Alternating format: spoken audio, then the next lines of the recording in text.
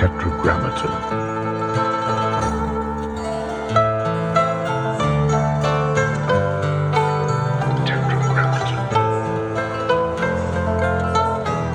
My brain knows when a joke is there, right? So like comedy is something you find, you strike gold sort of. You're talking to somebody and you go, hey, I noticed they made this observation today. And then you go, that's a bit. I know that's a bit. I keep it fluid in my head, somewhere unformed and unfigured out. And then the next time I'm on stage in front of them, I work out what it's in the main memory. Is it a stressful process? What do you mean? Well, you're on stage in front of people. Yeah. They have some expectation that they're going to get something from you. You don't know what you're going to say. No, you don't really know. That sounds stressful. Really? Well, yeah. I only find that very exciting and warm and fluid. Has always been the case. I don't perfectly remember that far back, but no, I think it wasn't in the beginning. Yeah. But you know when you have something and you go like, oh, this is a good one. There's different bits. It depends on the bit, because there are some bits that are just like, boom, that's great. That's always going to kill. There's always a little question. Sometimes you come up with stuff like, I was at backstage with my friend in San Francisco and I thought of this bit right before I went on. And so to me, in terms of like, is it stressful? So I'm about to do a concert in San Francisco at the Masonic Temple. Mm-hmm. It's an important show, you know, I don't know. It's a major city and I want to really kill. And instead of doing what I know is going to work, I'm about to open with a totally unknown joke. But the thing to me is that I don't think anymore, and this has evolved over time, in terms of success or failure on stage. I'm not attached to either outcome. There's many in between, by the way. If you have this idea of laugh, no laugh, you're stuck in two things. It's like if you're just doing A and F and ignoring all the notes in between, there's a lot that can happen. You tell a joke and it stirs the room. It doesn't make them laugh. It makes them go, what? Or they might just go, no, or it might just get nothing. But that's really interesting. And there's potential in that next moment. A long time ago, I was like, geez, I hope this joke works. Mm-hmm. And I would tell it with that energy, and sometimes it would, sometimes it wouldn't. But that was a long time ago. How long did it take to get past that? I think about 15 to 20 years. It's a long time. Yeah, sure. And it probably happened incrementally. Yeah. I was like, I love getting laughs. Then I was like, it's interesting to have them be offended and laugh at the same time. The other thing is that I know that if I do something and it doesn't get a laugh, the work's not done yet. It's still... You don't give up on it. No, there's bits that kill right away and I throw them out. Because I'm like, yeah, that's killing because I know how to do this and because that's pretty down the middle. And it's not even that I'm trying to be like interesting. It's just like, that's not an interesting piece of work. It's just a good joke. I think about music and comedy a lot. If you're playing music for an audience and you do like on a guitar, people will get a little excited. But it doesn't mean that that's what you came there to do. Do you know what I mean? Mm-hmm. But if you work, there's something you've been working on. If I really work on this, they haven't heard this before. And this feels like it's got a wider range of places it's touching. And if I can really master that, then boy, is that a bit, right? Yeah. Rather than just twanging.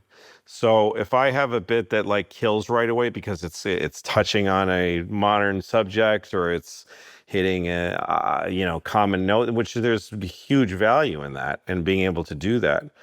But most of the bits that I have that have turned into like bits that like people come back and tell me they loved, or bits that have stood up as I'm really proud of that one. Most of those started in deep, disturbed silence. The first times I did them, people were like, no, we don't want to do that. And I would feel uncomfortable and it would be stressful, very stressful. And I'm kind of like, damn it, because I'm going to have to do this bit and fail with it for the next 3 months before it turns into something. But I have the nose. That could be a great bit. Do you have any sense of how long that idea will carry you in a set? No. I've been surprised sometimes by what bits have grown. But they're seeds. Jokes are seeds. And sometimes they just polish and harden and stay the same size, and you end up with a nut.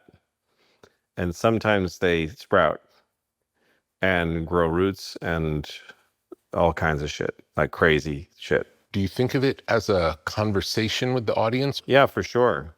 You're Miles Davis and you have a horn that you play all the time. Maybe he's got two or three, but it's like, that's my horn, no matter where I am. Every time I've met a great musician, like Paul Simon, a guy I was hanging out with for a while, because we did a song together for a show I did, and he picked up his guitar, and I'm like, that's your guitar. Do you know what I mean? Like, that guitar has been with you. And he's got a few guitars, but that's his guitar. Yeah. For me, it's like it's a different guitar every time. Every single show is a different audience, but I'm dedicated to them. And the show's for them. Like, I'm working on stuff, and they affect the bit. They have a vote, you know? So if I'm in front of early on, I'm in a club. So sometimes it's 200 people, sometimes less. That means that if I'm in front of 100 people, like one of them's got like 1% sort of like say in what I'm doing on stage, but just for that night. Sometimes when they don't like it, that means I'm going to keep doing it.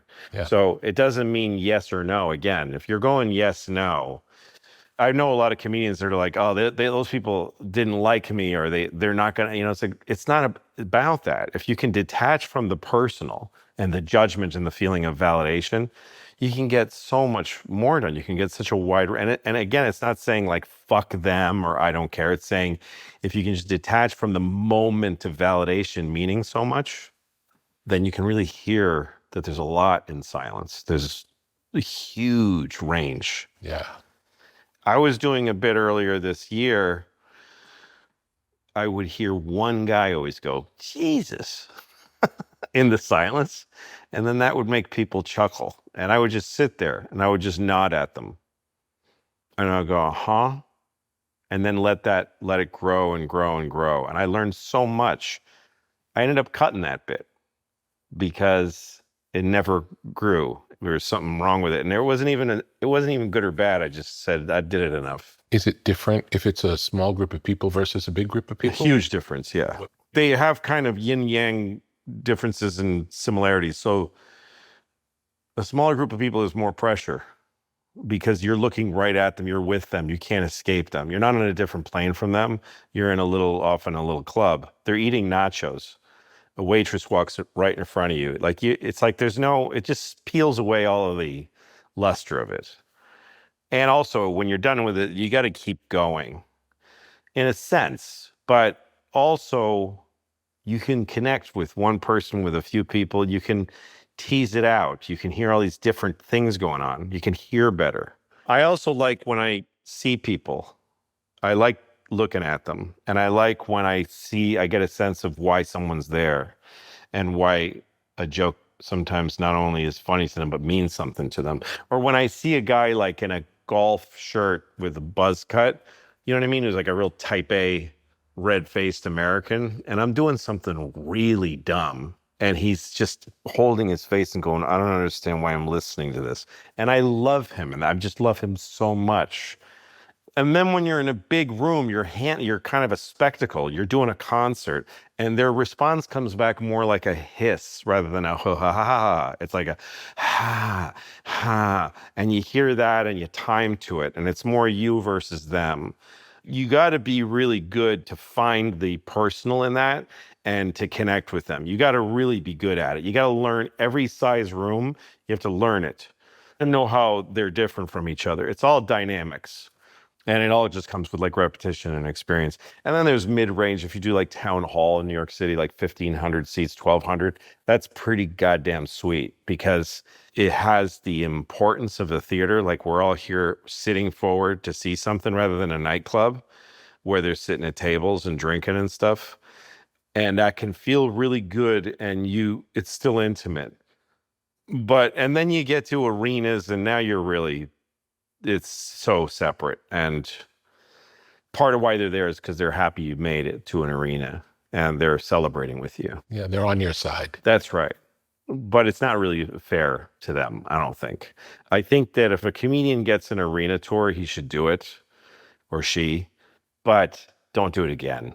Like, let them come But next time you're in town, you should be at the theater. That's what I think. And there's a feeling of like, I just wrote a great hour. I want a lot of people to see it. That's got something to it. But it's not proper for stand-up. A theater's barely right. Do you think of what you do as a performance, or is it something different than that? Performance. It's not just a performance. It's also conveying. It's talking. You're talking. I go in and out of being myself. It's many things. This is a wide range of stuff that goes on up there. I guess overall, yeah, it's a performance. Can you do it one-on-one? Like if you were to sit at a dinner table with someone, could the same thing happen that happens on stage with one person? I don't think so, no. You can tap the same part of yourself, but it's not, no. There's something about an audience. There's something about the potential in the room and the fact that they can be going, but that they can explode, that the whole place can blow up. There's a thing that happens sometimes when a show gets a momentum where you go, holy shit, what's going on in here? And that doesn't happen in a small group. But it can also happen in a club. 300 people can really rock. I mean, what I've enjoyed recently, just because I've done it for long enough to get into the finer points, is like, they have no idea where I'm going. They could never, if you paused when I bring up a subject and go, tell me how I'm going to finish it. They're not even another comedian's going to know. It's completely bizarre to them. And they're like, what? And now you have them on their heels. They don't even know. There's no point of reference for the conversation. That's what I like, where it's not even like, yeah, we know this stuff about the news or this social trend. Yeah. Which side are you on? Okay, I got it. And you're cutting those gems of those ideas so well.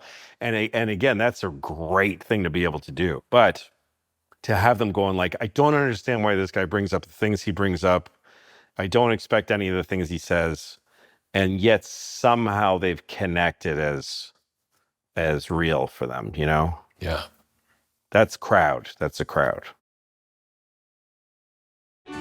There was a time when every great thinker had a confidant, a trusted companion with whom to wrestle ideas, to think out loud, to help uncover the essence of what path to take next and how best to follow through.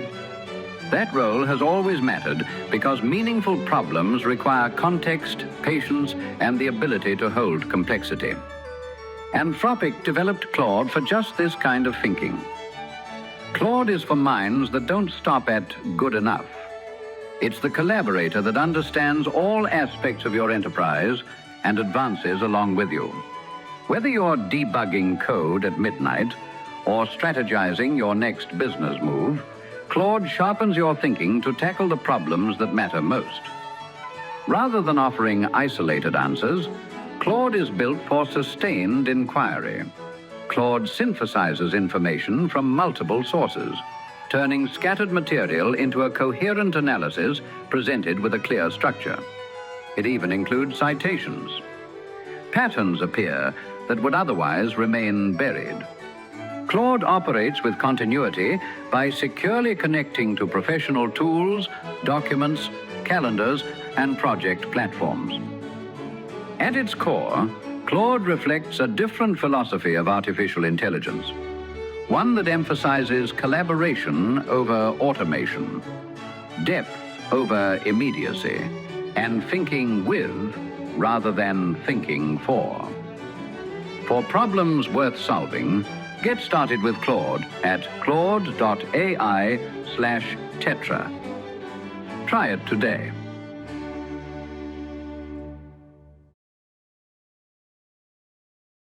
What's the longest you've ever gone not getting on stage? A year and a half. And what was that like? It was great. Yeah, I really loved it. And I never missed it. That's interesting. Yeah. Because what you're describing sounds like a therapeutic relationship with the audience. I think it's not. Oh, that's interesting. Yeah, it's not. Yeah. Just going back on saying things before, it is stressful. And it's draining. You think it's draining because you have to be on your toes, or do you think it's just the energy of a lot of people in a space? I think it's both. Like there's times, and if you're really a professional and you're really out there working and you're dedicated to it, it means you're going to do it sometimes you don't want to do it. It's not a hobby. So sometimes you're like, I don't want to fucking do this. And in that way, I think stand-up is harder than a lot of things. Like, for instance, if you're a painter and you're like, I don't want to go in today. I don't want to go in my studio, but I'm going to go in. While you're in your studio, you can stop, smoke a cigarette, you can eat something. Even if you're on a stage doing a concert, between songs, you can take a drink of beer or let this guy take a solo. I don't know. But stand-up is this constant presence and constant crackling, even when you're doing some relaxing and pushing and different things. You're going to, for 1 hour, you're in it. You're in it.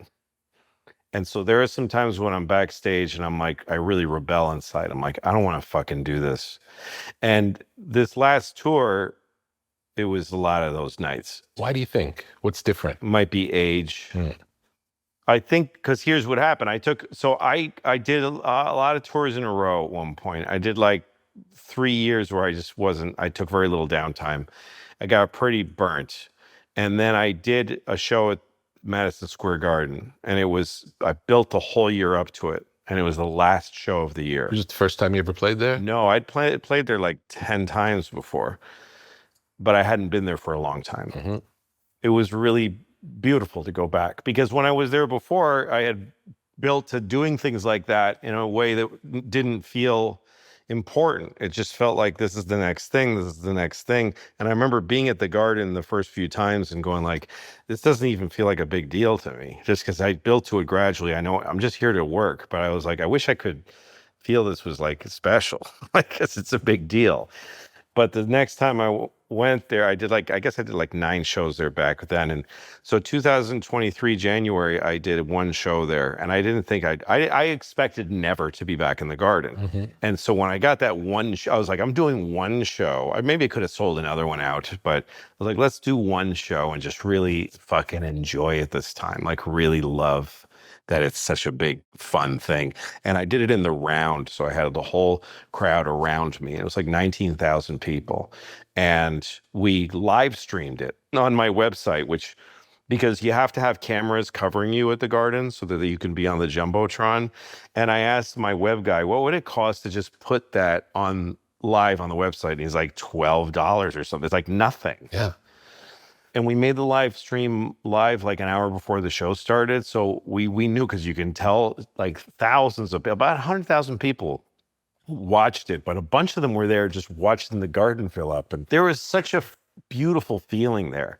Anyway, so I did this show and the whole year had built to it. And it was a really long tour. And 2 before that, I got on that stage. I did that show. I felt like it was just every bit executed really. The Garden is tricky because your sound is too big for speech. It's meant for resonant music. And talking, it's slaps and slaps, and there's you hear it echo back and it throws off the rhythm. Even with good wedge monitors, like the worst place in the world for stand-up is Carnegie Hall because of the resonance of the room. I see. Your vowels are hanging in the air and you're talking through them. But I know how to do it. So I was really pacing. I just was like, this show, that bit's dead. And also I'm just, these bits, I never have to do that one again. I never have to do this last time doing them. People leapt to their feet at the end. And as I walked off the stage, a voice in my head said very warmly, and I didn't expect this, I hadn't been thinking of this. It said, you never have to do that ever again if you don't want to. Yeah, that's a great feeling. I had been doing stand-up since I was 18 years old. And I heard that and I was like, that feels good. And the whole night I kept turning it over in my head. You never have to do that again if you don't want to. And the next day I was like, in the privacy of my heart, I said, I'm not a comedian anymore. I don't do that anymore. And I just started to live life that way. And I had just moved to a new apartment. I had this house in New York City. My kids were now grown up and it was just too big. So I had this new apartment. The show was done. I had this feeling. A week later, I'm walking past this pink building I always pass. It was an art school, a very old art school in New York City. I didn't go to college. I looked online, they had classes at night. You just sign up, and they had a sculpture class starting that night. And I'm like, I signed up, and I went. And I ended up spending the next year taking sculpture and painting classes, getting deeply involved in it. And I wrote a novel. And every time I would check, what about stand-up? I would say, I love it. And I remember I'd have memories of stand-up. Like, God, I love it so much. And I had such great, beautiful success in stand-up and such great experiences, great challenges. It brought out the best in me. It made beautiful friends. I'm proud of the work I did. And none of that compels me to keep doing it. It's like, that's it. So for a whole year, I didn't do it. And then I got into the second year, and I started to feel a festering, like something stunk. Because now I'm in a second year of like some kind of weird early retirement. And I started thinking of jokes. They just started coming. Oh, there's a bit. And the first one was I was somewhere with somebody out in the woods, and they were checking our phones. I said, mine's only got one bar, and it's a gay bar. And I was like, that's so dumb. And it made me smile. And I was like, that is the dumbest thing I ever said. And it's a perfectly good joke. And there it is. It's just sitting there. What's it going to do all by itself, you know? Are dumb jokes better than smart jokes? I love them. Yeah, I do. What is it? Well, I think maybe it's because a smart joke, you can track its source and you can work it out. You can get under the hood. Almost anybody can. They can tell you how it works. But a dumb joke is a great mystery. A dumb joke came from somewhere. I don't know where it came from. Like, I don't know why I thought of that. I know I get it. It's a stupid joke. Yeah. But it's more connected to the mysterious for me. I think that like later that same day, were the two jokes that started this tour I just did. It was about breastfeeding, about how some babies bite their mother on the nipple. And I said that my mom told me that I did that to her, which I don't remember, of course, because I was drunk. Great joke. Yeah, that's really good, right? Yeah. So I had those two. And I was like, how do you just have those jokes in your head and not tell them to somebody? And I had it in my head, do I go back on? And then I was at the Comedy Cellar. It's very close to my house. My friends were having a steak, and I had a steak with them, and I had such a good time, and I felt a lot of love from my peers. And then I went in there again. I'm like, am I going on stage? I don't know. But you got two jokes. I've got a couple of jokes.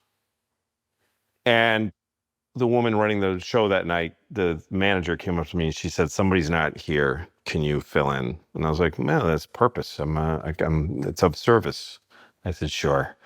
And I asked the waitress for a pad, and I just took anything that was ungelled. I just wrote like a few minutes of sort of like unformed ideas. And I went on stage, hadn't been on for all that time. And I told myself right before I went on stage, you don't have to do this if you don't want to. You don't ever have. I kept that alive, that idea. You don't have to do this again if you don't want to. You don't have to. And I thought, if I do one set, that's not returning. That's just a set. And I'm on stage. I think it was when I did the nipple joke. And it was the way there was the micro timing of, my mother told me that I did that to her, which of course I don't remember because I was drunk. There's a tiny hesitation because I was drunk. Yeah. And I did that joke I ended up doing it the last 2 years, because this was 2024 April. And I dragged that drunk further away and closer. Sometimes I would smash it right through it. Of course, I don't remember because I was drunk. Sometimes that really kills. Of course, I don't remember because I was drunk. Many, many, many thousands of ways to tell that joke. Yeah. But so when I was on stage and I dropped it right in, it was like if you were a piano player, didn't play for a long time, and you just sit there and you just go dum bing, and you go, fuck, I'm good. I'm fucking good. It's one thing to be in an audience and watch and exalt in someone's little abilities. Like, that's the fun part, right? Like, I know how he did it, but I couldn't have. It's another thing to be inside the body and go like, wow, because I'm not perfectly in contact with this ability all the time. Sometimes it happens, but I get to be the first one to see it, Yeah. So after that said, I was like, that's going to be tough not to continue this. And I came back another time, screwing around, fun. You don't have to do this if you don't want to. And they loved me. Second audience, they were really into the material. It was really great. Then I went back and it was a bad night. Just cranky people, not into it. And it required some thrust and some ability to take the heat and withstand it. And I wasn't in that kind of shape. I wasn't doing it anymore. And it hurt really bad. Wow. And I thought, okay, you have to start thinking about, are you doing this or not? Because it's an unsafe hobby. So put up or shut up, like get shit or get off the pot. So I kind of sat with myself and said, are you doing it or not? And I said, yeah, I'm doing it. It means I have to start doing stuff I don't want to do. It's got to stop being fun. At the end of the garden show, Yeah. you heard the voice. You don't have to do this anymore. Yeah. What do you think that voice was? I think it was some kind of inner caretaker or something. Or I have a thing where I look up at the sky in the morning, and that's where I put my early, when you wake up in bed, usually all your big questions and problems, you wake up to them. And if you lay in bed, it's not going to get any better. Like, it's a bad place to contemplate. So I try to get to a window and open. I try to get my face to the sky, try to see some sky or trees, just look at everything and put my questions out there. Some of them become incredibly small, of course. And then some of them I'm like, I can see it in the breeze, or I can just get a sense of where things should be.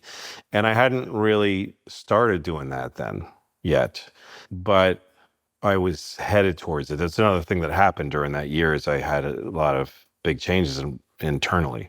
So, and I started that practice, and then I meditate. So I wasn't doing that then, but I think it was a beginning of something. Like, now I know who it was, but I didn't then, in a sense. But yeah, I have kind of like a voice that kind of is warm and caring, and it ain't worried about the little stuff. With the gay bar joke, yeah. did you hear it before you said it, or did it just come out? Such a good question, because I don't know. There's some jokes I have done that I can't recall the inception of it. Like, it just popped out. Could you have stopped yourself from saying it if you wanted to? Oh, well, I was with somebody I wanted to make laugh and please, somebody I was really enjoying time with. If you were with someone who you think they wouldn't like this joke, would you maybe not have done it? Sure. I mean, one-on-one, I'm not crazy. I mean, I'm not obnoxious. I am when I'm with somebody who likes me to be.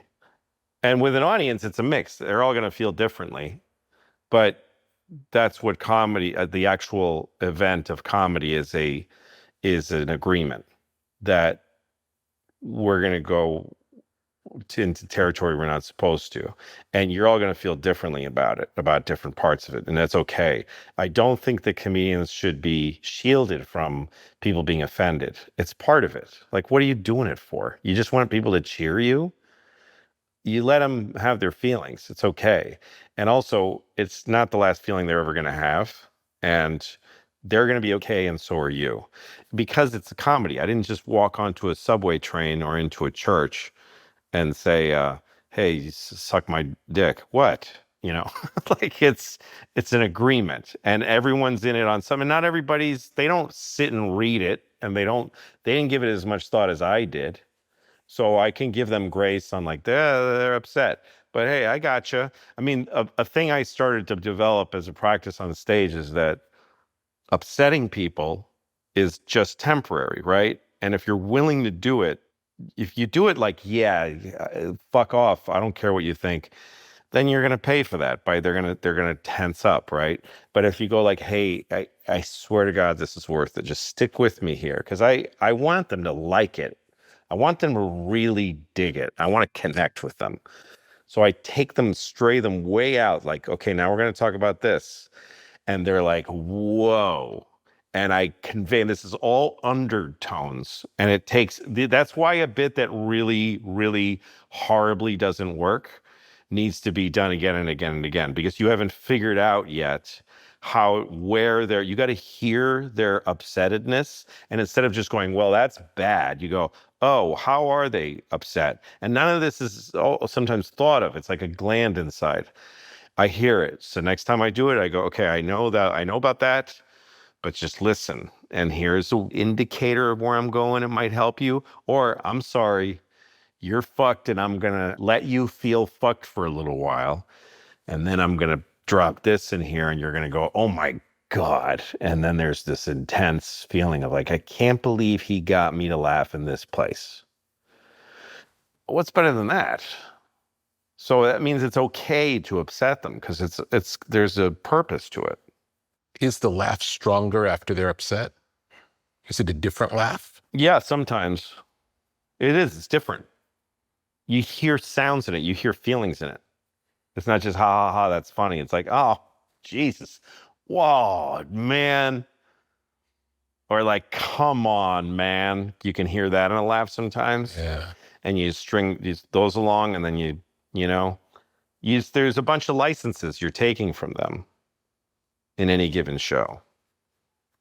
Is the goal for them to laugh, or is the goal for connection? Both things happen. And again, a laugh is just one moment. So if you're really putting together a whole show, it's not just about telling a joke or some jokes. It's about everything that's going to happen that night. And sometimes it's connected thematically, like we're going to go through a journey and talk about all these different things that are connected, I think I did that early in my career, where it was kind of like a feeling of, this is the kind of guy I am. I want you to know what kind of guy I am, and what I've been going through as a father, or as a husband, or as just a dude in America today. And here's all the ways that I'm fucked up. Here's all the ways that I haven't figured life out. Here's all the ways I'm confused and frustrated. I'm sharing this with you. And some of it, they are in it with you. Like, yeah, of course, that's what it's like for us too. And some of it, they're like, where the fuck did you come up with that? That's crazy. Both are really worthy. That's connection. When you're connecting with people, you're both saying right, and you're also saying like, guess what? And they're like, that's crazy. Like, now they know something about you that they didn't know about anybody, that they've never heard before. That's great too. So that's connection. And then there's observation, which is like, here's what I see when I look out there. Here's what I see. And there you're on thinner ice, because you're not talking about you, Yeah, so there's laughs all inside of that. And they're part of they're what's going on in here. But there is a conversation. So some shows, like the last show I did, it's called Ridiculous. That's my next special. I've been doing it for 2 years now. It ended up being, after that, you don't have to do this anymore. I ended up doing the most shows I've ever done on a tour in my life. And when I went around the world. And had you done that before? No, I've traveled a lot. I mean, to other countries, but I'd never circumnavigated the globe, which meant something to me. And I never went to India and all these other crazy places. But anyway, this show was called Ridiculous, and the bits were more combined in theme rather than like subject, which was just dumb. It was a little bit as those two jokes were kind of like the two that were in there. Can you keep a dumb joke alive for a long time, or are they fleeting? You got to figure that out. How long is this worth talking about for? Or when do you just drop it and go? When do you drop a few of those dumb jokes to sort of establish a feeling with them? Like, this is where I'm headed. Are you into it or not? But I don't know, length that doesn't really matter. I mean, there's some subject. When you're talking for a long time, you're more likely in a subject. You're more likely discussing your feelings about something or telling a story. I mean, this show I just did contains one of the longest bits I ever did about my dad and the home that he lives in, that he's the senior care center that he lives in, and what that's like. I mean, that got longer and longer and longer and longer. And that really brings the audience together, because most people have somebody in that stage of life, and everyone feels some guilt that this person doesn't actually live in their home. It's like, that's, you put your father in a fucking institution. That's crazy when you think about it. And I get into really grisly detail of what this place is like, and it gets really intense. And I always see people like, I see a woman leaning against her husband with her hand over her mouth, and she's laughing so hard, but she's also shaking her head going, God damn it, that's where my dad is.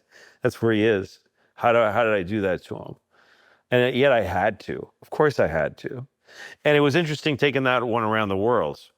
I did it in Saudi Arabia, and they just didn't know what the fuck I was talking about. And I asked them from the stage, like, do you put your parents in places like this? And they're like, what are you talking? It wasn't even like, no, we don't do that. It was like, what do you mean? Your father doesn't live in your house? Like, how do you tell your father you can't live here anymore? Like, they couldn't fathom it. Yeah. They're right. Of course they are. Yeah. And yet every society, certainly Saudi Arabia, has like, evils that they decide are okay. Because people have limits. When the lights go down, the body gets to work. Sleep is not passive time. It's an active biological state, one in which the brain clears metabolic waste, the nervous system resets, and the body begins repair at a cellular level. During sleep, muscles recover. Hormones that regulate growth, metabolism, and stress are released. Memory is consolidated. Immune activity increases. After years of research and development, AG1 has formulated AGZ, a nighttime drink designed to support the body during this essential nightly window. Each serving provides magnesium and zinc, minerals studied for their roles in nervous system function and recovery, alongside carefully selected botanicals to help the body transition from stimulation to rest. AGZ doesn't induce sleep. It supports the physiological conditions that allow sleep and the work that happens during it to unfold naturally. No artificial sweeteners, no GMOs, gluten-free and dairy-free. AG1 powers up the day. AGZ settles down the night. Together, they reflect a simple idea. Health isn't built in one moment. It's built over a full 24-hour cycle. Learn more at drinkag1.com/tetra. Try it tonight.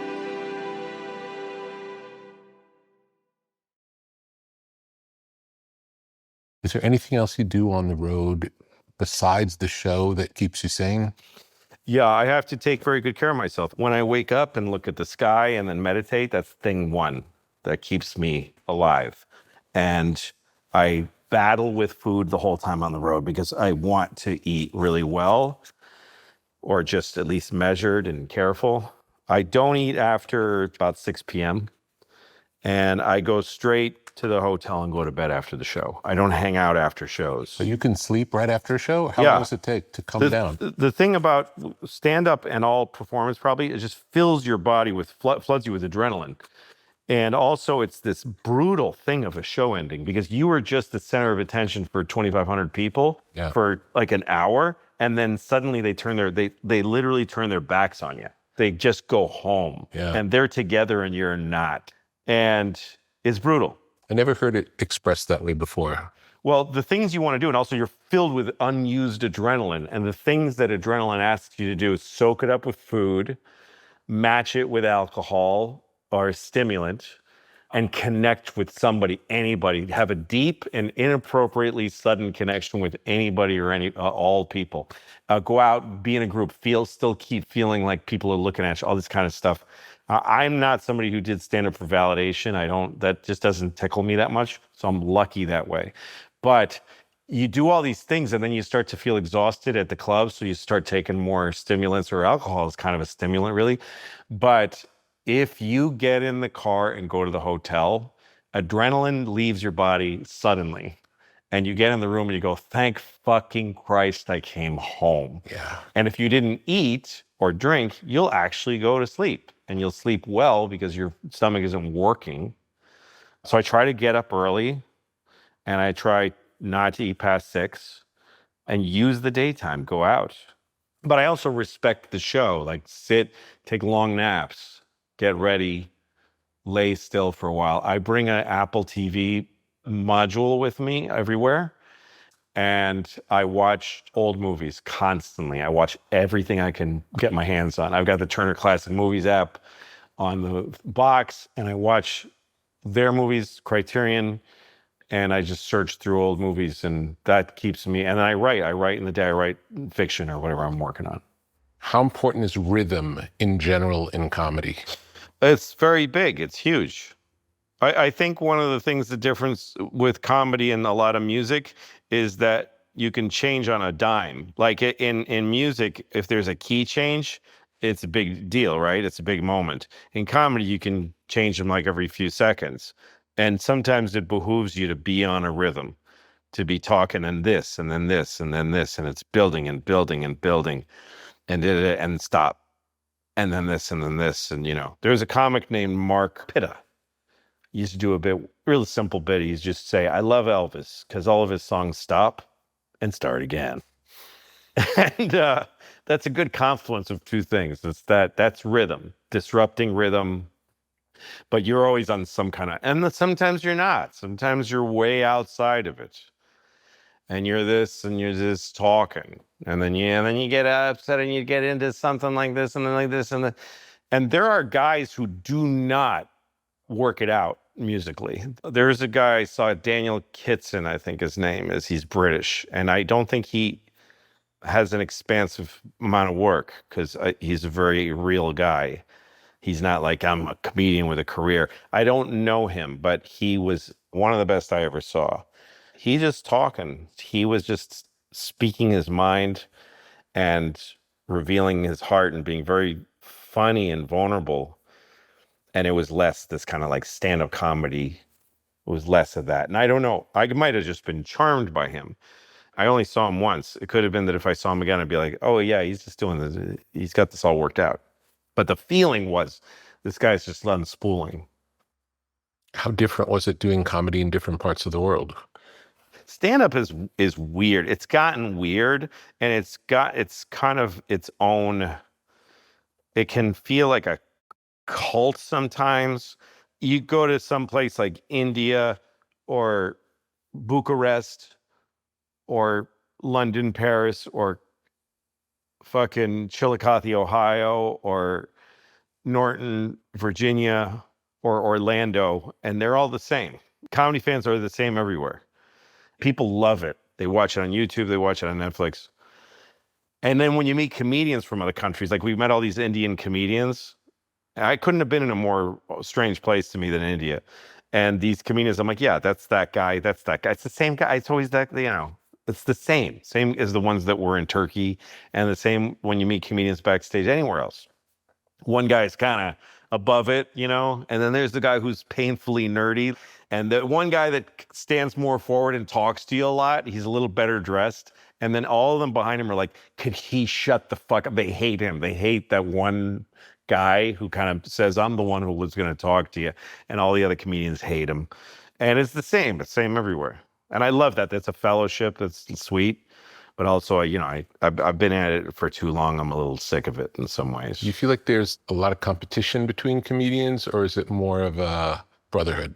It's both. I think like anything else, there's people who are really out to get each other because their dreams are too intense to just be sweet about it.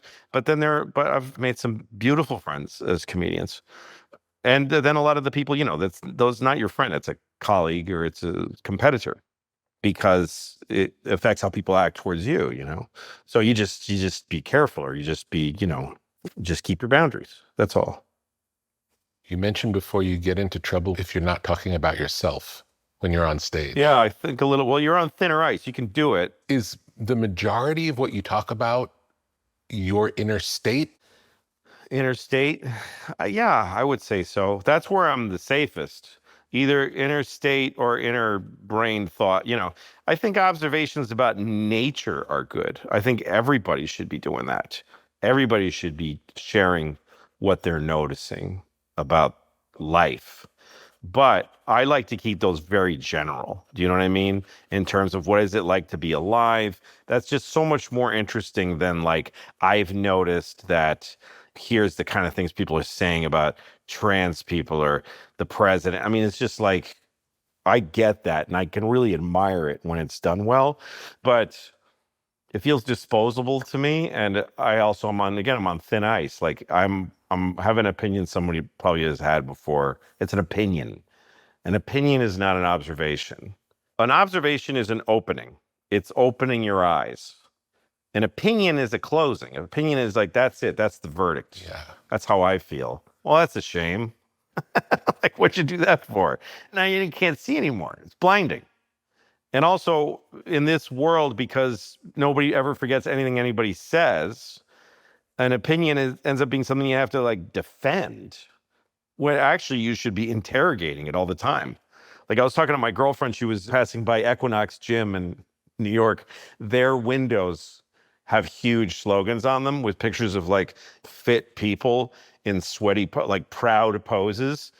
And what the messages they give to that generation is just, so one of them says, question everything except yourself.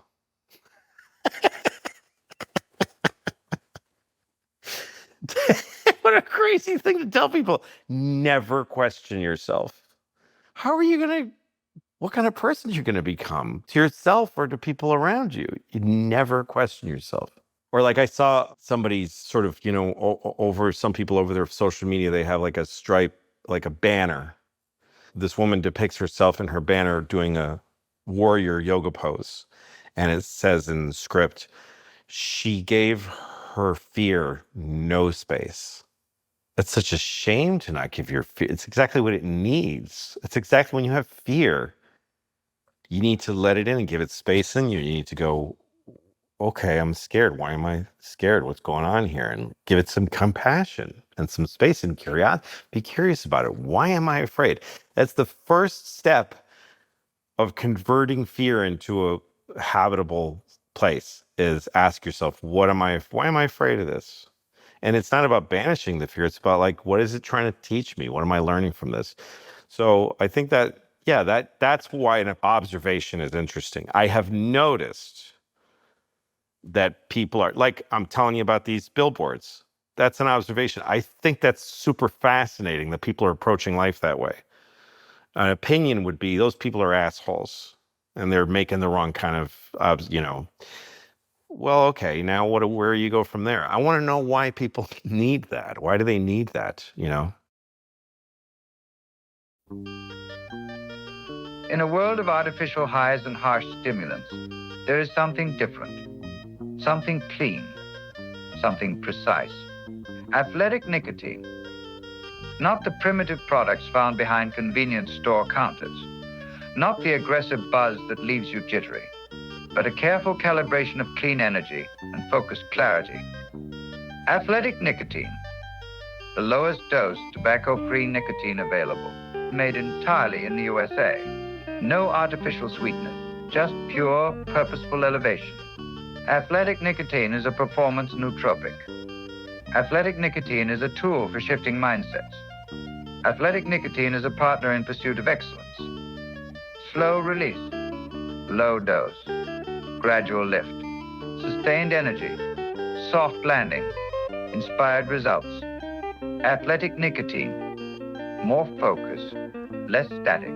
Athletic nicotine, more clarity, less noise. Athletic nicotine, more accuracy, less anxiety. Athletic nicotine, from top athletes pushing their limits to artists pursuing their vision. Athletic nicotine offers the lift you've been looking for. Learn more at athleticnicotine.com/tetra and experience next level performance with Athletic Nicotine. Warning, this product contains nicotine. Nicotine is an addictive chemical. Tell me about timeless material versus topical material? Do you think about it? Yeah, I do, because I do very little topical material. And when I started this new set, because I was trying to survive, I was coming back on stage. And so, like, the first stuff you do when you come back, because there's always coming back, because there's always like a cycle of, doing a show, taking it out on the road, building it, and then usually shooting some kind of a special, which is like publishing it for posterity and for everyone in the world to see. And then you retire the material. That's what I do. You retire it, and then you then you take some time off. And when you come back, you got nothing again.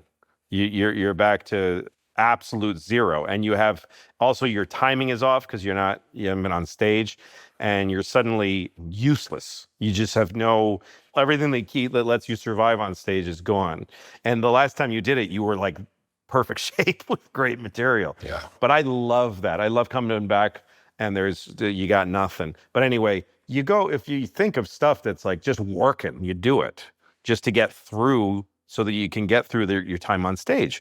But anyway, I had a couple of bits about Trump, and I had bits about stuff I heard people saying on the news and trends of language, that kind of stuff. I had some of that stuff, and it was crushing. It was like the best, because people know right away.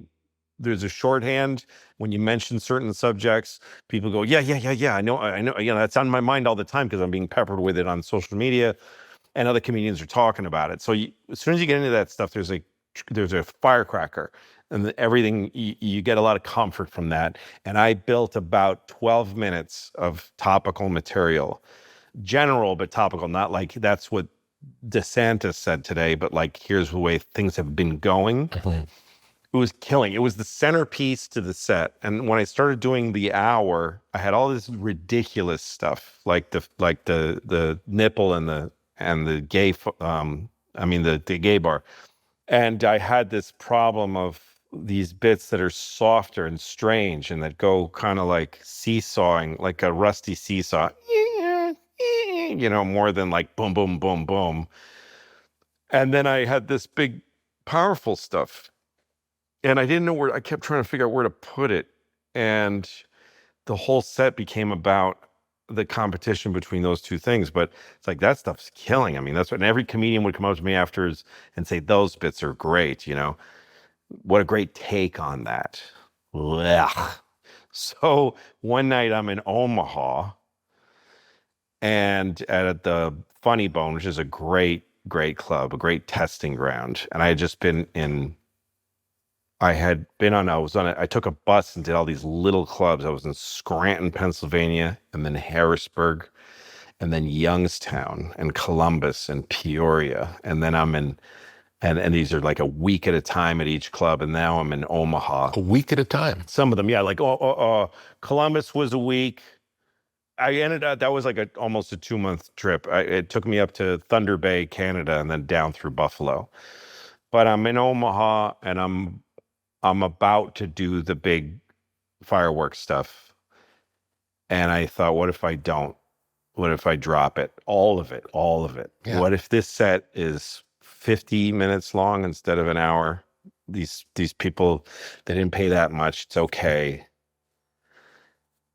And the set's quieter all the way through with no pyrotechnics.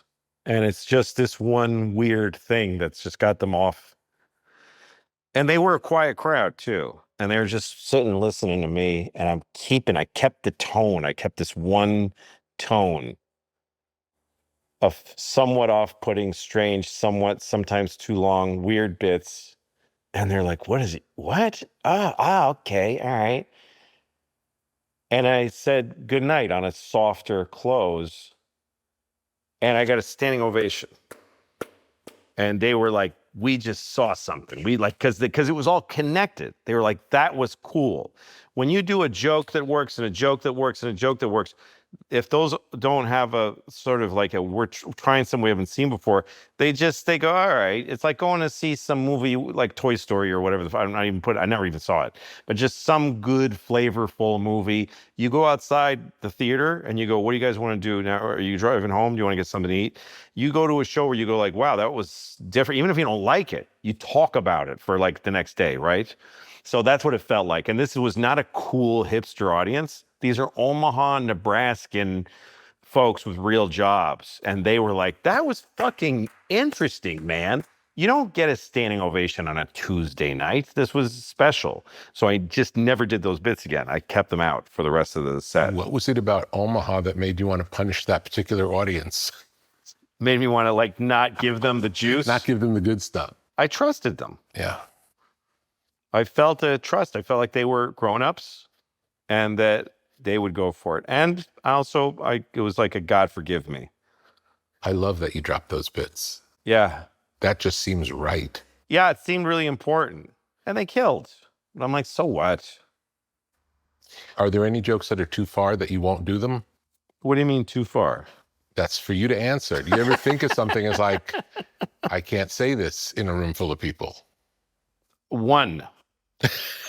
Uh-huh. I think I did it early in this tour. I just didn't have the guts. And it was worthy. And it wasn't because it was too far. I just didn't have the guts. And I could have worked it out over time. Also, you know, things are different right now. And when levels get tweaked in society, it's in the room with you. And it just means it's different. It means that if you're not aware of that, you're just being stupid. You're not playing your instrument correctly. Yeah. I mean, if you're at a piano and one key just doesn't work, you can transpose your way around the piece, right? You can build the chords differently.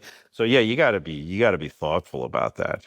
Like they're not gonna hear this the way they usually do. I kind of elevated and blew up at a time where doing stand-up about transgressive ideas, people loved it. There just was this golden era for that.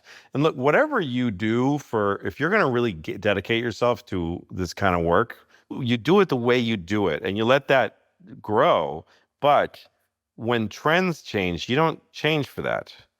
You keep doing your thing. And if you're willing to do it for some decades, you have a decent chance that it's all timing. Did you master your way of doing it during the time where that way of doing it got big? And I mastered this kind of like, I'm going to say this. No one says this, but I'm going to say it. Right around the time where people were like, I love watching that. I mean, all over the world, people suddenly loved it. And I happened to just be a guy who just got really good at it. And I'd been doing it long enough and laid the groundwork over years and years of a career. It all worked out for me. But for years, I was doing that kind of stuff and people were like, we're not booking that guy because that's fucked up. And I was an underground kind of guy. I worked at the Comedy Cellar, but I always closed because people will leave. Well, because other comedians are like, I don't want to follow that shit. and yeah, people might leave, but I was a closer because I was a fucking ham and egg and also I was really blunt then. And I still didn't know how to do it great. I was just blomp. Must have been very funny, I imagine. It was, but it was also it was one thing. It was one note. I wasn't very refined. I used fuck as a defense mechanism instead of as a note. This is fucking. And I listened to some of those early shows and I'm like, it makes me sick. But yeah, it was a bit of an uphill battle. And back then it was like the Christian right was who set the tone that you shouldn't talk about certain things. And they created the choicest gigs went to people that were a little more formal or cleaner or whatever it was. That's the way it was back then. It's a different group that's holding that line now. It's just something that Americans and maybe people need to feel like someone's telling them there's something you shouldn't be saying. And it doesn't really matter which group is telling them, but it's just a necessary part of our culture to have somebody out there going like, there's things you shouldn't say. But then there's these little in-between times where it's like, just go for it. And I was around for that. And then it got pushed back down. And so that changed the complexion of my time on stage, but not not like I wasn't working. I've been doing big theaters and playing all over the world, putting out specials. They get bought in high numbers. It's all fine. I'm not the tenderloin center. Now everything's kind of bifurcated and a little confusing. I'm not sure how to read it anymore. And I think I'm too old to really I'm just too out of touch to really figure out what's going on. The algorithm, this kind of stuff. I don't know what the fuck they're doing now. It's departed into something else. But anyway, I guess what I'm saying is sometimes that saying something you're not supposed to say, people are like, yeah, bring it. That's what it was. And it's like that for my audiences a lot of times.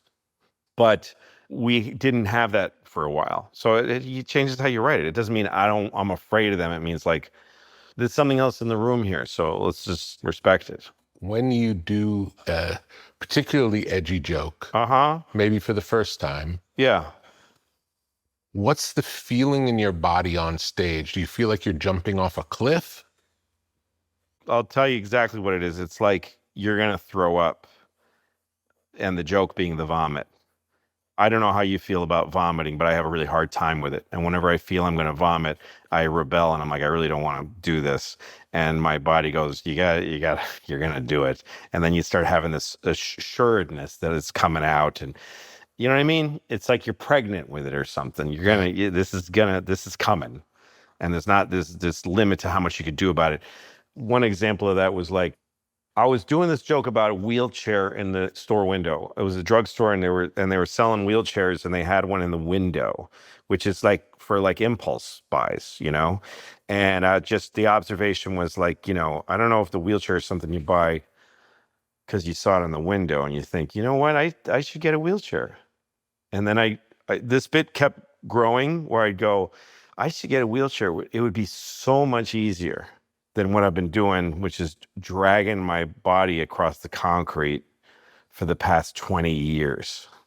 And I kept doing that joke. I know I'm missing there's a couple other jokes on the way to that, but in Omaha also, it's a few years before, I was doing it and I realized, there's another line here, which is to say, unlike what I've been doing, which is dragging my body across concrete for the past 20 years since I went to the Boston Marathon. And it was right in front of me. And I was like, oh God, I don't want to, they're going to hate that. But it's there. And I know that's where this is going. I know it's where it's going. And I did it. I thought of it the first night in Omaha, and I fought all week. And then one night I'm like, here it comes. And I tossed it out since I went to the Boston Marathon. Oh, God. The whole place went, no. And then I heard it. I heard their anger, and it dawned on me, and I said it right away. Wait a minute. You were just laughing at a cripple for 5 jokes, and now you're upset because it's that particular, because that's how he got, like, well, somebody that was born with a disease, fuck him, make fun of him all day, but not these particular legless people. And it turned into a whole bit about people's attitudes about the handicapped and how they kind of don't want to think about them. And that whole thing of making them holy and sanctified is a way to stay away from thinking about them. Like the word retarded. And I did this whole bit about how it used to be signs that said, help the retarded. And there used to be retarded people that said, I'm retarded around the streets. I knew retarded people when I was younger, and now I never see them. You're not allowed to say that word anymore. And also they're kind of gone. They're not in the mainstream anymore. You used to see a retarded guy with like a radio with a thing in his ear in a windbreaker, you know, and you just see him, or someone would be one of your neighbors. So anyway, that crossing that line there was just a massive amount of treasure on the other side of that line. But crossing it was really, that one night, that was really hard. And for the next like 10 times I did it, you know. And is it usually the case when you say the really questionable thing and the audience is horrified, it's an opening? Of course it is, if you're willing to make it an opening. If you back away, and a lot of guys do a thing where they say things that offend people. And then when they don't like it, they go like, they make fun of them for not liking it a little bit. And then they get away from it. And then they try to pad it with other things that are, that are more acceptable. But there's great potential in sticking with it and sticking with it and sticking with it and not letting it go, And also something that's different about this year for me with this ridiculous show, I didn't want to upset them no more. I kind of didn't want to upset them anymore. Like I didn't want to take them down that road. And I think that was a little bit a young man's game. And I think there were times where I got a little addicted to it. It started to have its own energy that wasn't so great. I mean, I'm glad I did it when I did it. But this year, I mean, look, I still say things all the time that people don't think you should say. And some of it, I just can't help it. It's just the way that I think.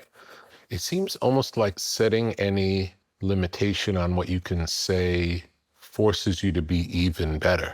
Yes, that can be the case. I mean, definitely. I remember my sculpture teacher said to me a great thing I loved, because mostly we were working with terracotta, red clay. He said, the problem with clay is it'll do whatever you want. And there's something about working with something that has resistance to it. You have to take turns with nature and go like, I'm going to try this.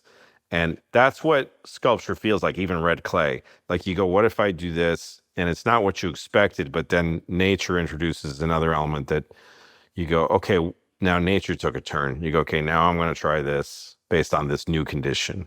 And then you'll be taught something by that. So I think you have to have that humility. That sounds a lot also like how you're describing your conversation with the audience too. Yeah, like I said, I'm listening to them and I'm letting them tell me where the contours are. And then I get better and better at driving it. But it's really important to remember, I did this show in Houston once, and I had been doing that particular show for a while. I was like well-oiled. Houston has a comedy club, the Improv, and mostly Black comedians play there. And so much so that that's the boilerplate audience. So like when you play a club, your audience comes to see you, but there's some people that just go to that club, right? So Houston has a regular audience of Black people, and all the comedians that are in big pictures on the walls are all Black. And so I went there. We didn't do a ton of advertising. We just sort of like, it was like a last minute show.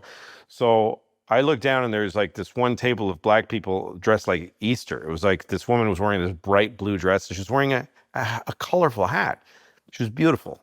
And I was doing this bit about child molesters, that the idea that if you made sex dolls of children that were like really vividly realistic and sexy, you might have less actual child molesting going. Like there was some bit about like you don't have to worry about how to distribute them. Like you just dump them on the streets, they'll come find them. But it was a bit about like that it would be a good idea to make realistic child sex dolls. And I'd been doing that bit for a while. And the problem is that when I do a bit where I'm like, I'm going to introduce this, they get upset. Okay, so let me find a road to it. Trust me, I know you're upset, but it's okay. And then they get it, they start to get it more and more. And then the bit starts killing. And then I just get off on that it kills because I'm so good at this. Like, I know how to do this. And then my feeling, the conveyance of a feeling during the bit, which is a big part of it, instead of it being like, look, I know child molesters, it's a tough subject, but I'm asking you to open your mind to a new thought about it. That's a way to be. I'd started doing the bit going like, here comes the next killer. But this bit always kills. You're going to love this. Everybody loves this one. Thank God I did it in Houston, because as I was starting it, this woman in the colorful hat was looking at me like, that's fucking horrible. Why are you talking about that? And I looked at her and I realized I forgot this bit's offensive to anybody. I forgot. And I'm doing it with like a smug bravado because I'm given to that. I'm fucking funny. Fuck you. And so I started looking directly at her and I let her lead me. And I went back to like, I know, just here's an idea. Just like she's pointing a gun at my face. And I'm like, listen, just take a breath and listen. And she's like, kind of like, okay. And I go, how about this? She goes, yeah, that's true. And I go, how about this? And she goes, that's actually interesting the way you're saying that. And then I go, how about this? And she laughs. And I'm like, let's fucking remember that. And she was in my head. She was lined in my mind every time I did that joke for the rest of the year, and including when I did it for the special.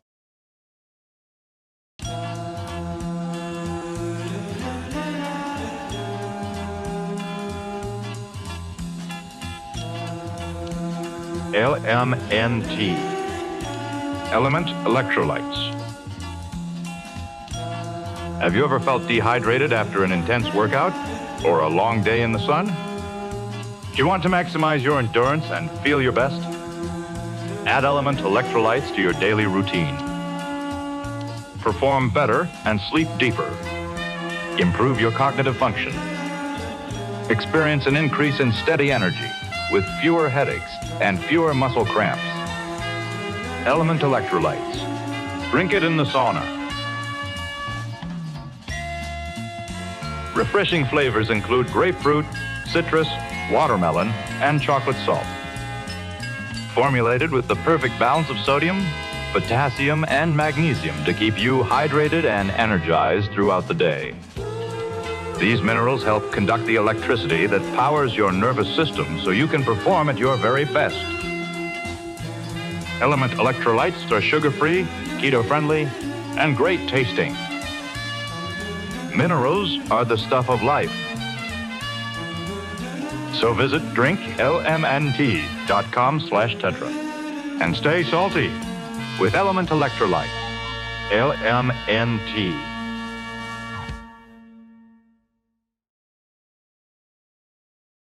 How's playing in the round different?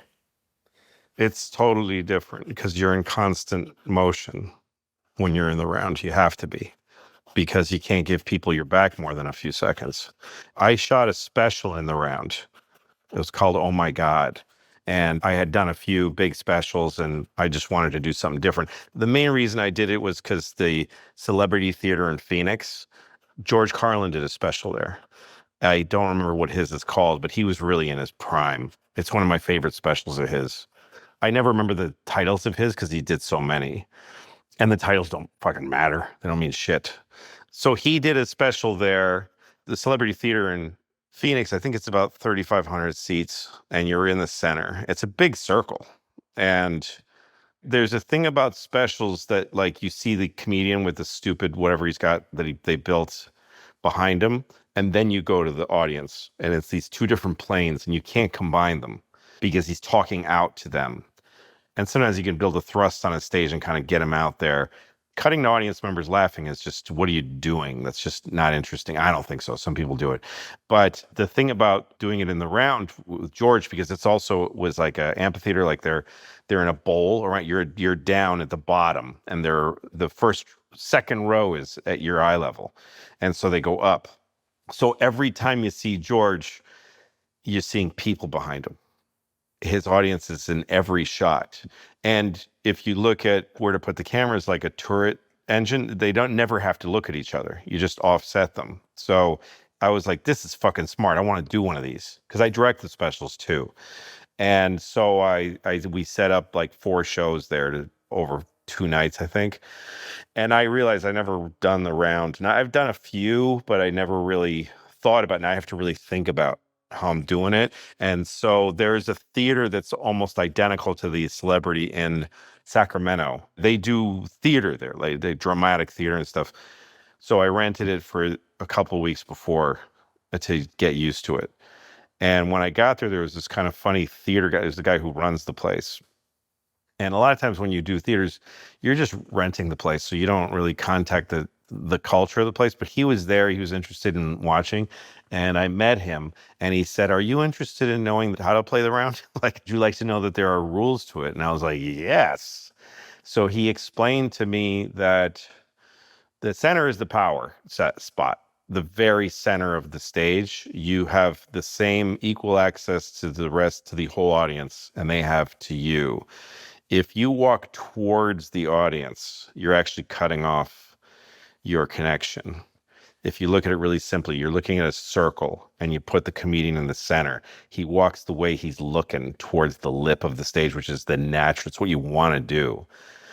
If you walk to that lip, now there's like this wedge of who in the audience can see him that's extremely narrow. And there's a massive amount of the audience looking at the sides of his head and his back, right? So he said the two spots are the center and then the edge of the stage, but looking into the stage. You know what I mean? So you're stepping backwards so that your heels are at the edge of the stage and you're looking out. You have the widest. You have actually, that is the most exposure you can get is that spot. And now everyone can see you. It's a weird place for a comedian to stand. But more importantly, you just can't stop moving. You have to move in these kind of spirals. You just sort of like, you're always twisting and walking and twisting. Because when you stand still and talk in one direction in the round, you feel a burning on your back. You just feel like a heat of eyes going like, why am I looking at the back of your fucking head? So it's tricky. But the fact that it keeps you moving, it's interesting. It just brings something different to the show. I guess the proper way to play the round would be to try to tour in the round for like a whole year. People do, like, I know Chappelle, when he does big arena shows, I think he's mostly does them in the round. So he's getting a lot of experience doing that. And there's more comedians playing arenas right now, and I think more of them are doing the round. I think Bargatze's last one was in the round, his last special. You're seeing more specials in the round because they're getting used to it. And also every single seat is better. When you're in the on end, as they call the theater, the stage is on one end, starting with the second row, the seats get shittier. There's only the surface area. I mean, there's only like 15 people or whatever the fuck it is across that have the best seats. Then it gets worse and worse and worse and worse to the back of the theater. But in the round, there's so many better seats. Just think about it. Is it different also hearing the laughs behind you? That must feel odd too. No, because they're coming perfectly equally from all sides. So it's just crushing in on you. It's omnidirectional. Is the material the most important thing in comedy? God, no. I mean, the material is what you're doing that time. That's the stuff you're working on. And it depends on the person. There's some guys you just want to watch them, you know? And some guys that's the quality, is like that guy. I just love watching that guy. Who would be like that? I think Zach Galifianakis is just wonderfully funny and not intentionally. He seemingly just can't help being like that. And that makes him really wonderful to watch. I remember I was reading about the first real professional comedian in America was a guy named Artemis Ward. That was a stage name. His real name was Charles Foster Brown, I think. I read about him because I was reading a book about Abraham Lincoln, and Abraham Lincoln loved Artemis Ward. It was a character he wrote in character for a newspaper column, and it was a ridiculous voice. And Artemis Ward started doing this thing. There was a thing back in the 1800s called the Lyceum Circuit. It was people lecturing about different subjects like nature or psychology or history. And it was a cool thing. I think there's potential for it to come back someday. Regular people were going to watch professors lecture in like vaudeville theaters, and it was like $3. It was you paid and just regular folks. So that's fucking interesting. And they'd listen to this guy give a lecture with like a placard and stuff. So Artemis Ward started doing those. The first show he ever did was Babe in the Woods, and it never mattered. He just would talk and he'd sound like a lecturer, but he'd be weaving his words and he had this wonderful way of talking. And the only recording we have of it is an essay by Mark Twain, because he went to one of these shows. And he said the thing about Artemis Ward was you were convinced he had no interest in making you laugh. He actually was really trying to convey these ridiculous ideas to you. And whenever the audience would explode in laughter, he'd look a little heartbroken. And it was that, like, he's trying to say these things and you're not listening. And it was frustrating him. So certainly in that case, like, it didn't matter what Artemis Ward was saying, but they loved watching this guy in that way. He ended up being a huge star, and he went to England where they loved him. And then he died of tuberculosis. He was 27. Very sad. When did you know you wanted to be a professional comedian? When I was a kid, I thought it would be cool, but I didn't really actually think that was something to plan to do. And then I tried it. I found I was really not natural at it. The first few times I did it were bad. Like I just found no connection, and I actually felt really humiliated and bad. I hated it. And then I didn't do it for like a year. And then I found a place to do it run by a guy named Ron Lynch, who's going to be opening for me at the Ball. Ron was doing a weird, kind of strange comedy show at a movie theater in Cambridge. And I started doing the shows there, doing sets. And then I fell in love with it. I was working in a garage fixing cars then. I would go every night to watch, but I would get on stage every time I could. And I made a friend who was a comedian, a guy named Amir Golan. And Amir and I were walking from Cambridge to a club in Boston because we didn't have any money. So we're just like long, like 2-hour walk to try to get from one club to the other. We're walking across the BU Bridge. I'm now 18 and a half, maybe close to 19. And he said, you know, this is a real thing, comedy. And are you doing it or not? Are you a comedian? And I looked at the Charles River and I said, I'm a comedian. That's what I want. This is what I do. Everything flows from that decision. That's how I committed to it. Better or worse. Was it always important to be on stage, or was writing comedy also part of the picture? It was just repetition. Just get on stage anywhere. The worse the gig, the better. I always knew that was true. That if you're having a good time on stage, especially when you're developing, go find somewhere else to work because you're not growing. It's like if you're like a boxer and you go into the gym and it's really easy. And you're like, are we doing this or not? So you have to try to win over an audience. Yeah, but it's also just like, these aren't my kind of people. They don't think like I do. I want to try to get them where I am. That's going to expand your tools. Going into a room of people that think what you think is cool, then all you have to do is like lead them around and they'll cheer you on. And there's a lot of people that make a great living that way. And there's nothing wrong with it, but I just think you get better at it if you're in adversity. So I was just all about being on stage. But I also was doing other stuff. I've always had a number of interests. So I made short films back then and, sketch comedy, and I wrote for a bunch of guys. So I always kind of kept it diverse, but stand-up was always the center of everything. When you would write for another comedian or for another show, would you do it the same way, or would you think in terms of who is going to be delivering the material? Yeah, you think about them, and it's fun that way. For me, it was kind of a thrill after years because it was a long time of only writing for this one guy. And it was really fun to be like, what works for Chris Rock? I wrote for Conan, was the first job I had. And we kind of, Robert Smigel was the head writer. And we kind of invented a kind of comedy in a way. It was like a new thing. I mean, not really. That's probably really grandiose, but it was really cool. And Robert and Conan were the heads of the show, and they were really encouraging to try different things. And it was a wonderful job. And even the show wasn't that popular for a long time, but we were just doing these weird things.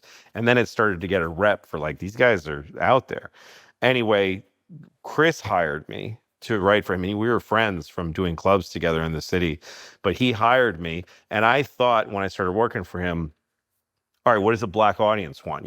He had this black audience that had Grandmaster Flash would open the show, and they were just boisterous and having a good time. And Chris has his kind of attack style of comedy. So I was trying to adapt to that, and write things about being black and what white people or whatever. And Chris said to me, you got to stop that. He called it blackety black. Don't write blackety black. Like, here's black people stuff. He goes, I hired you because what you did at Conan, which was weird, offbeat, strange stuff. And I said, is this audience going to like that? And he goes, nobody gives them a chance to like it. Everybody thinks they know what black people like. Everybody brings black people one kind of humor because they just expect that's all they're going to laugh at. Jokes about sex and the hood or whatever the fuck, race things. And no one, he's like, they're starving for like offbeat esoteric humor. And that really opened my eyes. And I started writing really weird stuff for him, just strange stuff. And people would go crazy for it because it was fresh for them, because they hadn't heard it coming from one of their own to them, you know? So boy, to get to have his sponsorship with the audience and having him, first of all, encouraging me that way, and getting to just hide in this, you know, let him take the hit for stuff that was too weird or too off, you know, too offensive or whatever. He was young and he was a really wise and great boss. And then after I was there for a few seasons and all my stuff was killing. Like I was writing stuff that was just like really popular on the show. And I remember I came back for one season. I think I did 3 seasons there. And I came up to him while he was rehearsing. And he looked at me and he said, "Why aren't you directing or starring in something? Why aren't you doing your own thing?" And I was like, what? Like I figured it wasn't in my future to be the guy. I had given up on that. I figured I'm going to make stuff for I'm going to make other guys famous. And it ain't about me. And he was like, "Why aren't you the guy?" And it made me kind of sad. And he said, "Look, I'm the luckiest guy that I got you here." He said, "I feel like a baseball manager of like a minor league team. And here's this great player. He hits home runs every time he's at bat. But at some point, I need to say something. You don't belong here. You got to take a shot. You got to try to do your own thing. You got to go bigger." I mean, what a loving thing. Amazing. I mean, who does that? Chris Rock. That's like the only guy. He's really like the one guy in the world, certainly in this business, that I ever encountered who was that loving and selfless. And that's still who he is. Are all jokes biographical? No, I don't think so, because I really love watching people and I look at them all the time. And if I see something new about people, I love to share it with their brothers, you know. There's a lot of stuff I see in humanity that's got nothing to do with me. Like I wasn't raised that way. That's not how I live. And I see it. And I do think that I hope that, or I try to develop that as a tool that I can really see other people's weaknesses and lives and strengths and depict them, or, you know, like on film, or talk about them on stage. Yeah. Really the best shit is other people, always, in a way. And some of it, like I used to do stuff in my series and sometimes on stage, where I think about something that's really dumb about people, and I don't really have that.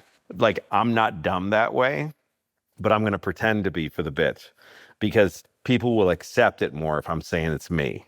Like, there's always a feeling of people like, is he fucking with us? Is he insulting us? Is he trying to make us feel bad about ourselves? But if you say, well, I'm talking about myself, then they're like, well, if he's attacking himself, then what do I care? I could just get lost in it. So I've always found that was better. There's a long tradition of reading sacred text slowly, allowing each word to settle, echo, and reveal meaning over time.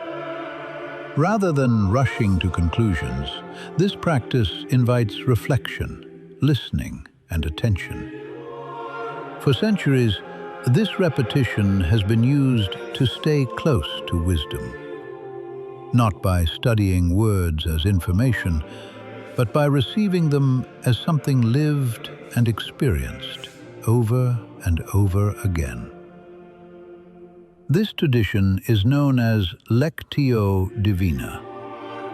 Emerging in early monastic life, it engages scripture through 4 gentle movements: reading, reflection, repetition, and rest. A short passage is read. A single phrase is held.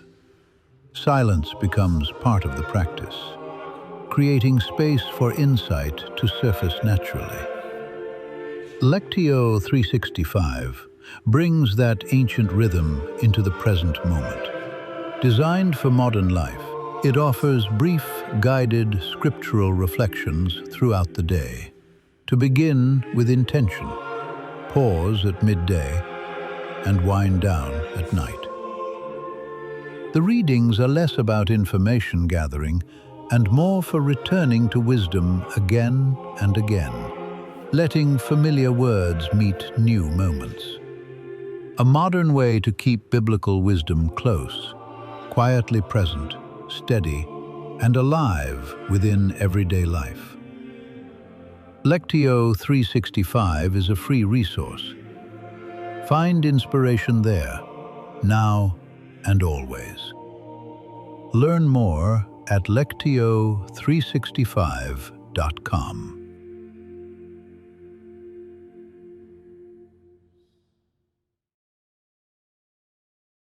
When you come up with something funny, do you laugh out loud? Sometimes it's a wonderful feeling. Not always. Sometimes you just go, yeah, that's a bit. But yeah, usually I would say, yeah, most times I laugh, at least the first time I think of it. And do you think it's funny because you intellectually understand it's funny, or because you laughed when you said it? Both. And then once you start really working it, once it becomes a job, you're not laughing at it as much because you can't. You're outside of it. Yeah, you're outside of it, and it's also not for you anymore. Yeah. You're working for them. Do you always know why something is funny? No. When I was in India, there was a bit that wasn't killing all year. I was doing it because it was more of a building idea bit. It was more like a getting, it was some bits get softer laughs, but you're sharing something that people are really relating to or whatever it is, or it's building up to something. But this was a bit about my eyes in age, that your eyes have these bags under them that are permanent. And then there's dark circles under them. And I was saying those dark circles are the shadows of the bags. And because the bags are big enough to block light from the skin under them. And then I would say, you can actually tell what time it is when I'm outside by how tired I look. And this is a mild joke. And I did it all over the United States. And it got a mild, that's funny, I get that. But I did it in India, and it crushed. I mean, it got applause every night, like big laugh, one of those big laughs that just turns into, oh my God. I don't know what it is, but boy, did they like it. And no one else laughed like that at it. Nobody else in the world but Indians. So go figure, I don't fucking know. I don't always know why. I feel like maybe it's because they're more connected to nature. It's like a sundial joke. Yeah. Like we're more disconnected from a sundial culture. That's a really good observation. I think that may be true. I think that modern Americans are so virtual and they're so connected to, it's a cliche to say it, but their phones and the way things are coming in on a screen. And they're actually trying to shade the screen from the sun. We're getting into something really weird with the sun and data. I read an article about how data centers and all that stuff and AI, whatever, everybody's talking about that now. But an interesting aspect was that coming up and getting a lot of these billionaire and trillionaire guys and companies, they came up with a kind of aesthetic of being green, and being sort of progressive minded. And they have a real problem now because they're about to suck more energy than anything ever has in the history of the world. And that's not going to look so good. So they're getting really into nuclear, which for some reason is thought of as clean now. And they're getting into solar, right? But they want to drink heavy solar. So I was reading an article about in Virginia, there's this town that they want to build data centers. And, so the mayor doesn't give a fuck about the farmers. So he's letting them raid these farms and these people that have lived there for many generations. But what happened was they described that there was these acres and acres, thousands of acres of beautiful farmland. And what farmland is very profound. The sun is touching these green plants and they're growing and reaching up to the sun, taking nothing. There's no money involved. I mean, it costs money to make a farm, but this is free. This is the earth and the sun is creating food through photosynthesis. It's crazy that works. It's a fucking miracle. And these guys want to put silicone panels over covering the green to catch that sun and use it to power a machine for someone to look at a black screen in their hand in an air-conditioned room. That sounds insane to me. That sounds completely insane. It's like stealing the sun from the food Yes. that grows underneath these panels. Yes, in order to scroll more quickly, or to ask ChatGPT a question that you don't feel like asking your grandfather about, for a little bit of more kind of gazing into a screen and getting lost, avoiding a feeling or whatever it is. And I don't mean to be judgmental about that, and I do it too. I don't know, man. It's weird. I don't think it's all just bad, but it's certainly worth taking a second and thinking about it, you know?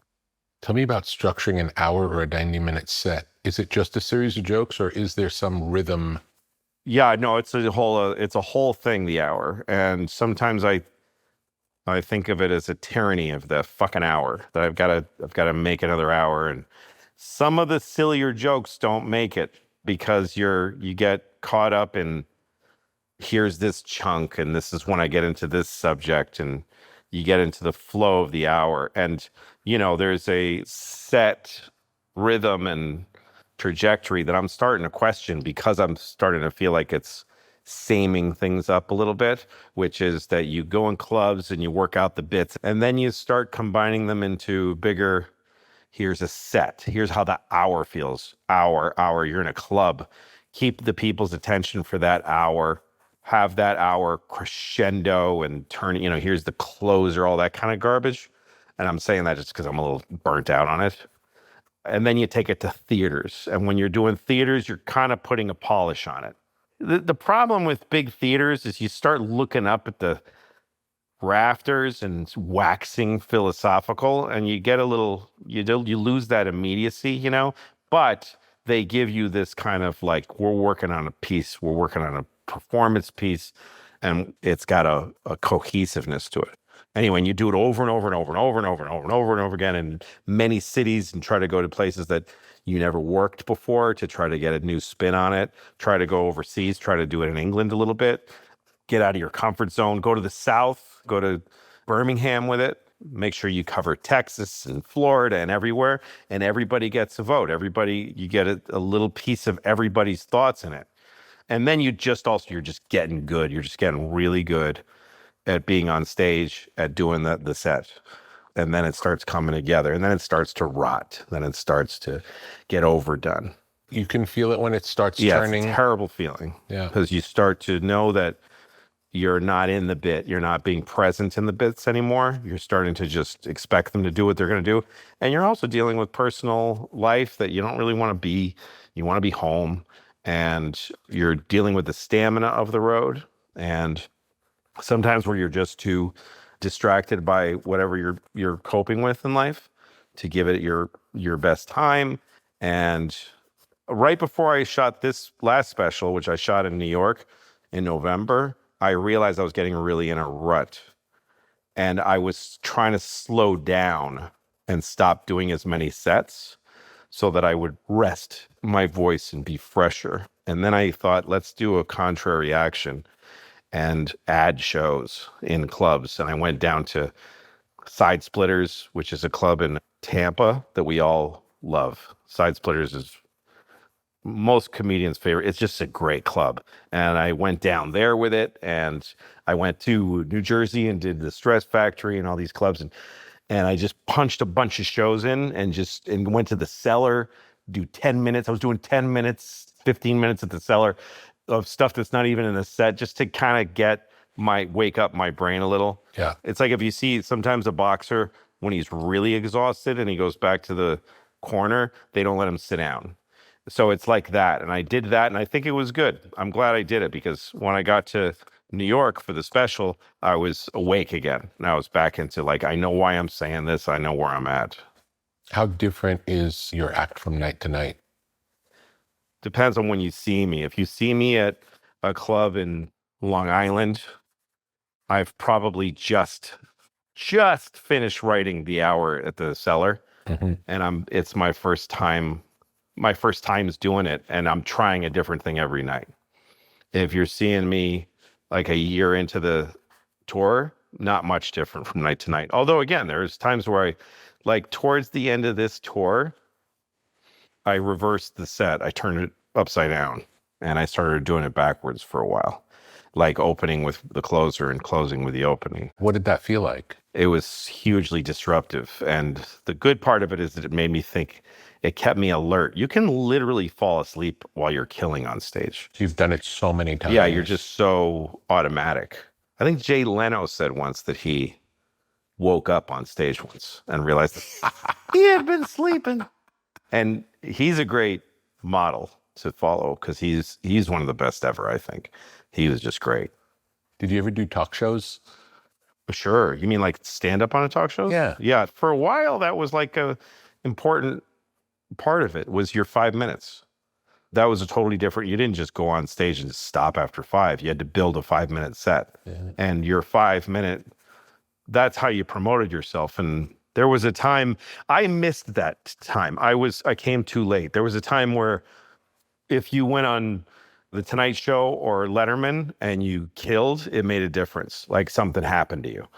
People started talking about you. And that wasn't, by the time I was there, comedy was just too flooded and it was too common for anybody to give a shit that you happen to do a really great set. What was the first talk show you did? The first talk show I did was Conan. I was a writer there. And so it was just kind of like I put a jacket on and went downstairs. I was working there. And it was nice because it was cozy and I knew them. And Conan was a really kind guy and he made me feel welcome and important, even though I was his employee. And I did pretty good. I remember there was a guy, one of the crew guys. I had actually seen him on Letterman when I was a kid because he was one of those guys, but he stayed behind. He stayed at 30 Rock when Conan took over. So I knew he was like a legendary stagehand. And when I got off stage, he said, "Good shot." I always liked being connected to that old style. Yeah, you felt like you were in show business. Yeah, felt like I was in show business the same way that like I felt like maybe that's what a guy like him or maybe his grandfather said to Milton Berle or somebody. Yeah. And I always loved it. I love playing vaudeville houses and knowing who was there. There's a lot to that. But then I did Letterman and that was like a big thing to me. And then later in life, it was about being the guest, like the real, not the comic, but the real guest. Well, you didn't do jokes. You just got interviewed. You guys sit on panel. When I started having like TV shows and stuff, I came on panel and I was always like the third guy, you know, like the lead guest is like a movie star and they do 2 segments. And then usually the comedian's the third. And if you got to be a little bigger comedian, you get to go second. So you get to do a set and then talk to him for a bit. And Jay and I had a pretty good rapport. Like we had some funny moments. And one week I'm going to do the Tonight Show, same as any other time. And this guy Ross, who was the booker, he said, "Jay wants you to be the first guest. He wants you for 2 segments, first guest." I had never touched that level. That's like being like Burt Reynolds. Yeah. I was like, "Really?" He goes, "Yeah, he likes talking to you. He thinks you guys are good together." And he was right. We had funny moments together. And he said, he doesn't want to know your jokes. Like he wants to know how to set you up, but we're prohibited from telling him where they're going. He was just giving me an idea of how much Jay was invested in my time with him on stage. And so I started doing it like that. And I was hugely honored by that and inspired. I mean, Jay was always so sweet to me my whole career, and I never had a thing I could do for him. Like, it's not like he needed me. Jay has no ambition outside of his gigs. So I love him. Do you feel like you're in a particular lineage of comedy? No doubt. What's the lineage? I don't know. I've intersected with a bunch of them. And I'm also, if there's a lineage like tree branches, I've transplanted myself to different forests, you know. I was a Boston comic. That was my first identity as a comedian. Who's the most famous Boston comic? Well, Jay, actually. Then there's Stephen Wright, who is one of the greats, one of my best friends in comedy and one of the greats. And totally different than everybody else. Totally different. He patented a whole thing to do. Mm-hmm. And it was just right. Somehow, even though it was just like these one-line jokes, it had this kind of generational pull to it. It was kind of Gen X-y, you know? It was a little bit just abstract. I remember people in the press compared him to Jean-Paul Sartre. which is apt. The guys in Boston, when I came up, were not world famous, and they still aren't. There's still a lot of them that are still there. There's a Boston comedy is its own thing. It's a way of doing stand-up, and a lot of it is about getting drunk. And it's about Boston, and it's about the many different tribes of people there and what it means to be from there. And it was a very specific and local folk art. And I came into stand-up just as it was really peaking. And I'm so lucky that I saw those guys, because they were Steve Sweeney, Don Gavin, Kenny Rogerson, Barry Crimmins. Some of them pushed out, Kevin Meaney, guys like that. But they were as good as any national act ever got. It's just that their scope, the culture that they were in, that they observed and worked in, was very local and very specific. And so a lot of them stayed there. But I got to see world-class comedians just by going down the turnpike from where I grew up to see what's going on. I was like, what? Is it almost like a different language? Is Yes. that why it's so specific to that region? Like a different language. And I actually have never since encountered comedy that was so specific, because comedy is pretty universal everywhere. Yeah. But I've never seen such local comedy. What do you think it is about Boston? Boston is a beautiful place that hates everybody in a weird way. It's a bubble. I don't know what it is about. You really ask, that's the whole other show. Those fucking people are crazy over there. They hate you if you made it. You know, it's that kind of, there's a lot of places like that, I guess. But they're beautiful. There's nobody like them. Is there some resentment about New York City? Sure. They fucking hate this place. You know, they hate the Yankees. And of course, there's rivalry. But they get in their own fucking way all the time. There's a comedian who I won't say his name, but he's a Boston comedian. And when I got the job at Conan writing, they needed like monologue guys to write monologue jokes. I didn't really want to do that. And Conan and Robert let me go and hire some guys just to do that. And then that became its own category there. But there was a guy writing at Conan, and a guy from Boston called him, old warhorse. And he said, I want to write for TV. I want to write for Conan. So help me out. He said, if you watch this show, we have some reoccurring bits. Like, write 1 page of jokes for reoccurring bits. Write half a page of ideas for reoccurring bits. And then write like 4 jokes about the news today. He said, if you put that together, I will go to Conan's office and hand it to him and say, you should hire this guy. And the guy went, all right, thanks anyway. Wow, that's great. He's like, I guess you couldn't help me out, huh? So that's a lot of guys from there in a way, but also they just belonged there. Not everything's supposed to be like you're a national star. Yeah. In fact, that usually takes away what made somebody great. And for the sake of certainly comedy audiences in Boston, they got to see this. They had their own brand. But anyway, that was my first tribe. And I never totally connected in Boston. I didn't belong there anyway because I'm up late and Boston closes at 1. And I just belonged in and then I came to New York City and I became a New York club comic. And there was a cohort that I was sort of part of. You think you could have done it somewhere else besides New York, or you think New York was the right place for you? The thing was that New York was that you could do, on a Saturday night, you could do like 10 shows, literally. I had a motorcycle. I got a motorcycle so that I could beat traffic on weekends, weave through traffic and get quicker. So there was the Comedy Cellar and the Village Gate downtown, 3 shows each on a Saturday. And then you had the Comic Strip on Upper East Side and Catch a Rising Star on the Upper East Side. And you had the Improv on 44th Street and Caroline's somewhere in mid. I don't think that was at the same time, but there was those clubs. And if you could run from one to the other, you could do that many sets. You just get so good. It was our Hamburg, we got really great. You're on stage constantly. Is that what it takes to be great? I think so. Yeah. I'm sure there's a million ways to do it, but that's what worked for me was repetition and saturation, especially when you're young and that stuff doesn't really, you bounce back so quick. Yeah. And then later in life, it becomes about having the sense when there's negative space, how to use negative space. So that happens when you get older anyway. You learn where silence is important and stuff like that. Have you ever gotten emotional on stage? Once in a while, I stop time because you get where you're going. Like, here's this show, get off stage, go to the next, go to the hotel, and once in a while, like on this tour, when I came back to this, I mean, I've learned on this tour that fatigue is a real thing for me. I got to find the level. I think I'll always do stand up, but I have to find the level that I'm okay with. Anyway, so this tour, I played a lot of places that I've played a lot of times. And once in a while, I'd get like just a great ending to a show where it just feels like, boy, we really did this one.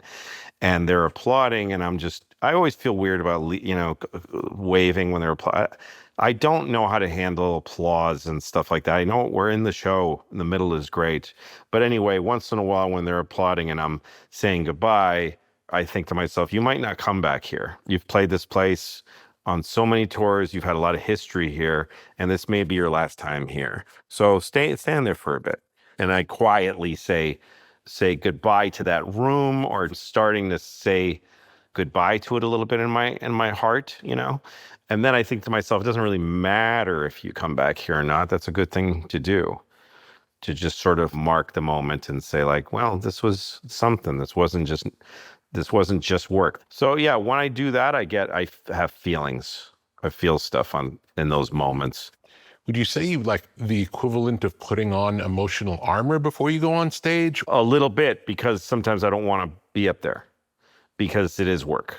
So the shows where I don't feel like it, I'm building armor. Sometimes I'm like, how the fuck do I get it up for this one? And that's a feeling, which is just like, and I feel guilt because they came there. I was doing this tour, I don't remember where it was, maybe Greece. And I'd been on stage many nights in a row in many countries and many cities. It was a little much. My opening act, Greg Hahn, I was sitting next to him. We're watching Jim Norton, who's on stage. And I said to Greg, I don't know how to get interested in this show tonight. I can't find a desire to be in this show tonight. And he thought for a second and he said, there is at least one person out there who had a fucking horrible day that you can't even imagine, like a super bad day, and they're just sitting there going like, I just would love to just not think about that for a minute. I'd like a little vacation in my head. I need this. I need to laugh. I want to get engaged here. And I was like, that's perfect. So that's emotional. I remember one night in Ogden, Utah, there was a couple in the audience. It was a farmer looking couple, like an old looking guy in wearing suspenders and thick glasses, and then the lady was wearing like a house coat, and I might have filled some of this in detail in my head, but they were like rural looking folks and Christian looking folks, not the kind of people that come to my shows often. And I was kind of looking at them like, what are they doing here? And at the time I was doing a set that kind of had these two sides to it. The first half of it was deeply sexual and perverted and just like really going there sexually. And then the other side of the show, which was the second half at the time, was about being a father and about the frustration of having children. So I was doing all this sexual stuff, and the lady kept blushing and looking at her husband with this incredulous look of like, why are we here? And he would pat her on the knee and say, it's okay, just you'll see, it's okay. And then I started doing this stuff about how horrible it is to have kids and how hard it is and how much anger and frustration you feel. And I get I go as deep and vulgar and hard on that as I do about sex. It's like this brutality of saying, fuck this shit. And this lady was gulping for air. She was laughing so hard, and she was rocking back and forth her body, and she had her hands on her face. I still get emotional thinking about it. And she was just laughing and sobbing. And her husband had his hand on her back. He'd heard the jokes. He'd seen me. He's just rubbing circles on her back and nodding like, there we go. That's what, like, he had seen me somewhere. He knew what I did. I was still quite new. It was a wonderful moment in my career where I had cracked the code on a new, previously undone and unthought of way of getting laughs on a stand-up stage. And people were still coming and discovering me. People that didn't know who I was were going like, what the fuck? And I was too. I was like, wow, look how this is working. I didn't think this would work. You can never really get that back. You get famous, you end up being part of the context of your own show from then on. And it just ain't the same. Maybe with music, you can go like, well, I know about this guy, but this song is new. But with stand-up, it's like, this is the guy who talks like this. And you can change what you do and you can change your subjects. I don't really talk about family life anymore. I don't do that. And there's comedians out there. I sometimes see comedians that are new parents, and they do versions of my old jokes because they're discovering these moments. And I never think of it like, hey, that's my joke. I'm like, well, it's your turn to do that for a while, because I kind of created a way of doing it. Maybe I opened the door for it, but I can't really do it anymore. So, have you seen any comedians who reinvented themselves after success and really changed what they talked about? That's really hard to do. In fact, doing comedy into later in life is rare. Most stand-ups, either being famous flames them out on drugs or other difficulties, or they make movies and stuff. And once they start making movies, some of these guys, they find it hard to find the time or the energy to do what it really takes to be great, which is get back in the fucking ham and eggs clubs and start from scratch and go into the Comedy Cellar next to the other guy doing the Comedy Cellar and go, what's up, man? And you were the big star. But now if you want to stay good and stay relevant, relevant with what you're doing on stage, you have to do that. And some of it is not just because they're spoiled now, but it's because it's hard. It's hard to make movies and stuff. It's hard work. And so you start going, I can't go do that anymore. So anyway, it's rare for a comedian to take the art form later in life. There's very few guys who have kept doing it that didn't either overdose on a drug or just stop doing it because other things became far more interesting and alluring. And something like Robin Williams, really great actor. So movies are lucky that he stopped being that much into stand-up. I'm going to name a bunch of comedians. Tell me the first thought that comes to mind for each one. Okay. Steve Martin. Silly and serious. George Carlin. Human and humane. Wonderful. Chris Rock. Killer and a prince. Rodney Dangerfield. Hilarious. Rodney was hilarious. I never met him, but what a guy. Dave Chappelle. Chappelle, a complex and beautiful person. Seinfeld. A master. He's a master. Bob Hope. Old school, great. A founder. He was a bit of a founder. Sam Kinison. Hilarious, kind of misunderstood, and on drugs. He fucks everything up, just takes everything away. Sucks. Tell me something you believe now that you didn't believe when you were young. That there is a connection to everything, and that consciousness and love is not just something transferred from the inside of somebody to the inside of somebody else. That there's like a love and a unity to the world that's going to be here when I'm gone, that was here before I got here, and that I can share in. Something else I didn't believe when I was young is that hard things are really worth going through. Not just because there's a good reward, but because hard things are wonderful experiences. You ever had a mystical experience? Yeah. Tell me. What was on psychedelics? I use psychedelic drugs therapeutically. I have a therapist that we work with them. We go on periodic journeys, like 4 a year. Mm-hmm. And I did once I was on, it was like 8 grams of mushrooms with a blindfold. And I saw stuff and went places that I think about at least once every couple of days. There, one time on stage, I did a journey. My first time doing it, I went to a therapist who gave me a drug, and I went into all kinds. I kind of detached from myself and all that kind of stuff. And I was on stage 2 nights later, and I got next to myself and I watched the show, and I saw the guy working And I thought, that guy's the master. That guy's really good at this. And I thought, he protects me. He keeps me safe up here. And then I asked myself, how do you feel up here? And I said to myself, I'm suffering. And I've been suffering every time I've been on stage, and I haven't let myself know it. And that was a big moment. That was actually the year that I ended with my saying, you don't have to do this anymore.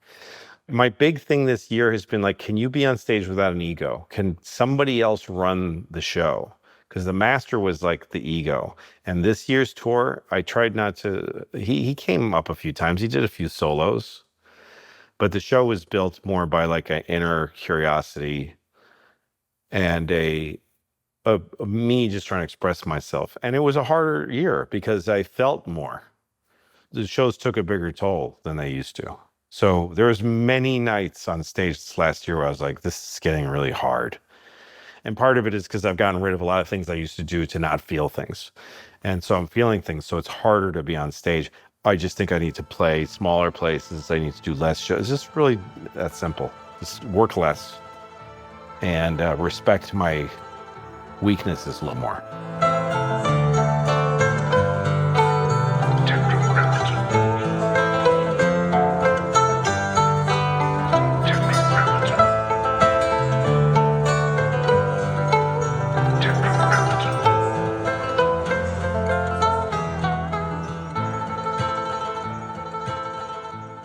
Tetragrammaton is a podcast.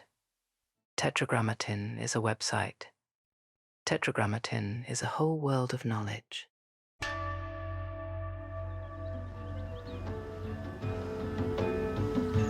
What may fall within the sphere of Tetragrammaton?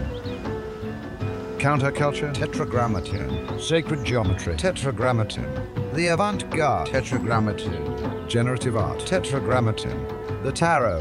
Tetragrammaton. Out-of-print music? Tetragrammaton. Biodynamics? Tetragrammaton. Graphic design? Tetragrammaton. Mythology and magic? Tetragrammaton. Obscure film? Tetragrammaton.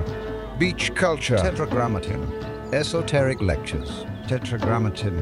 Off-the-grid living? Tetragrammaton. Alt spirituality? Tetragrammaton. The canon of fine objects? Tetragrammaton. Muscle cars? Tetragrammaton. Ancient wisdom for a new age. Upon entering, experience the artwork of the day. Take a breath and see where you are drawn.